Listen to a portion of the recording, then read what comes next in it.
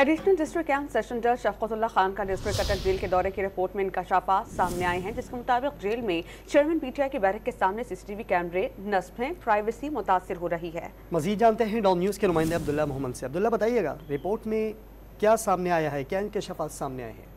जी बिल्कुल, additional district and session जज शफकतुल्लाह खान ने 15 अगस्त को अटक जेल का दौरा किया, जहां पर पाकिस्तान तहरीक इंसाफ के चेयरमैन इस वक्त पाबंदी सलासल है और पाकिस्तान तहरीक इंसाफ के डायरेक्शन के ऊपर दरख्वास्त के ऊपर जज ने दौरा किया, जिसमें ये इंकशाफ किया गया है कि जेल में चेयरमैन पीटीआई के बैरक के लेटरिन के सामने सीसीटीवी कैमरे नस्ब है।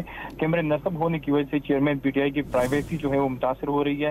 रिपोर्ट में कहा गया है कि चेयरमैन पीटीआई के सेल के एन बाहर सीसीटीवी कैमरे नस्ब है। चेयरमैन पीटीआई टॉयलेट की दीवार महज 2.5 से 3 फुट ऊंची है।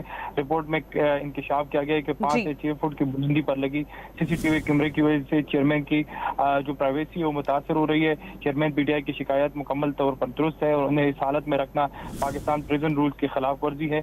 और जबकि रिपोर्ट में ये भी कहा गया है कि वकला और अहलिया की चेयरमैन पीटीआई तक रसाई में भी मुश्किलात का सामना है। जी अब्दुल्ला मोहम्मद, बहुत शुक्रिया आपका।